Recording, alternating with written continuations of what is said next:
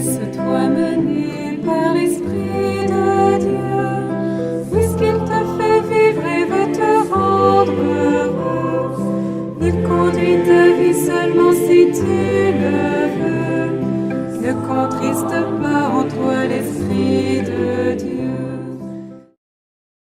Tu es là sur ton rivage, tout beau, tout tranquille, mais il y a plus que ça dans la vie. L'Esprit Saint. Allons, un souffle, un vent veut t'envoyer au large. Allons, ne résiste pas au vent de l'Esprit. Laisse-toi conduire par lui. Laisse-toi déposséder pour la charité. Laisse-toi mener vers la sainteté.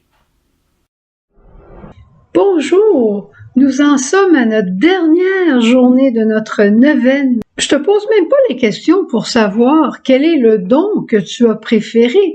On les a tous reçus, on les a tous aimés. Puis aujourd'hui, c'est comme si on a un don qui vient tout couronner, qui s'appelle le don de la fidélité. Le don de la fidélité, là, c'est le don. Quand on pense à fidélité, on pense à 60 ans de mariage, 50 ans de sacerdoce, une relation qui dure depuis des années, des années, des années. On peut penser aussi pour une personne plus seule à un golden retriever, à son chien, à son chat, à son animal préféré, qui est toujours là. Fidélité. Il y a le mot foi, confiance. Et dans notre esprit, dans le mot fidélité, il y a toujours, qui perdure au-delà des épreuves. Je te raconte une petite histoire rapidement qui va te donner le goût de durer plus longtemps que les épreuves. Dernièrement, c'était la journée mondiale aux États-Unis des pâtissiers. Et il y a eu une grande fête et ça se passait en campagne. Et la dame, la pâtissière responsable, une bonne maman là, qui fait du bon pain, elle a dit aux gens, priez. On va prier pour commencer avant notre repas. Alors elle confie la prière à un certain monsieur qui commence, Seigneur, moi je déteste le baba beurre. Seigneur, moi je déteste la farine blanche non blanchie. Seigneur, moi, je déteste la graisse. Pas capable de manger ça. Mais Seigneur, j'aime les biscuits quand ces trois éléments sont mis ensemble. Alors, je te remercie dans ma vie de m'avoir enseigné par la pâtisserie qu'il y aura toujours des éléments dans la vie de tous les jours qui vont me déranger, que je n'aime pas. Mais sachant que tes mains sont les mains qui pétrissent les événements et qui les mettent ensemble, alors Seigneur, je te remercie pour tout ce que tu fais est beau et bon. Amen. C'est beau, hein? Cette prière-là, cette petite parabole, nous donne le goût de la fidélité. La fidélité. Qui est le grand fidèle, sinon Jésus lui-même? Et comment fait-il pour être fidèle, pour avoir toujours cette foi, cette confiance en son Père, pour continuer de nous aimer?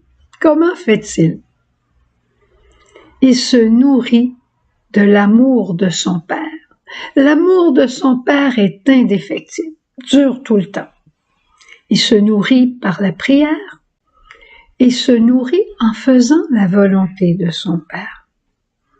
Et ensuite, il se nourrit en donnant cet amour dans l'Esprit Saint, amour qu'il donne à tous. Elle est simple, sa recette à Jésus. Il se nourrit de l'amour du Père et cet amour reçu par la force de l'Esprit, il l'apporte, il la donne et après, il revient à l'intérieur vers le Père, lui demande encore cet amour et il continue de la donner. On pourrait regarder la Vierge Marie aussi. La Vierge Marie, qui a aussi été la femme fidèle Comment a-t-elle été fidèle?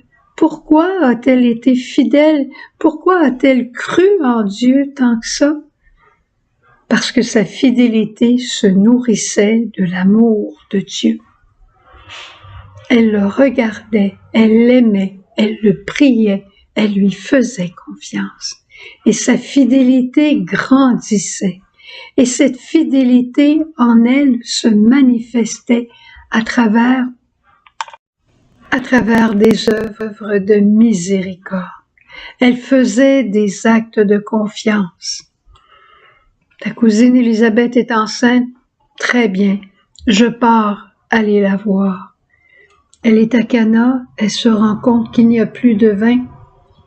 On va avoir la fête jusqu'au bout. Elle va voir tout de suite Jésus. Elle est sur le chemin de croix de Jésus.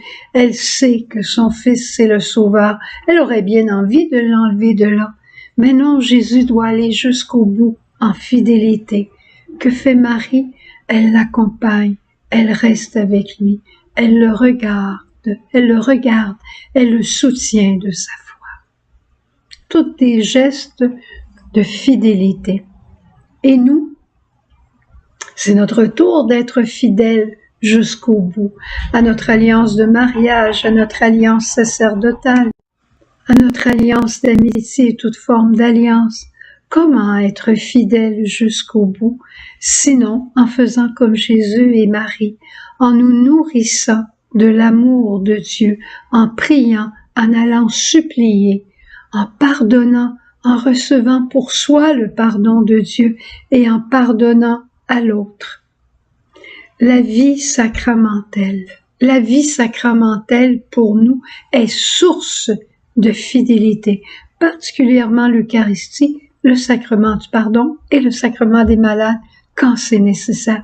On a une source inépuisable dans les sacrements pour aller jusqu'au bout de notre vie sous le souffle de l'Esprit.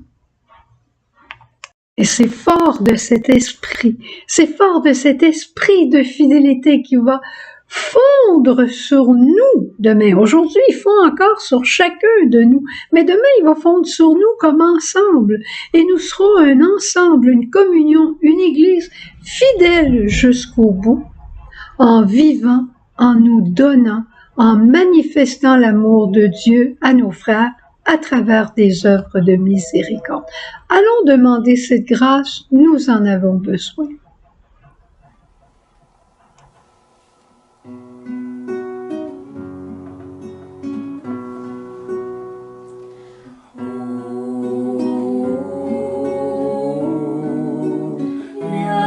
Esprit Saint.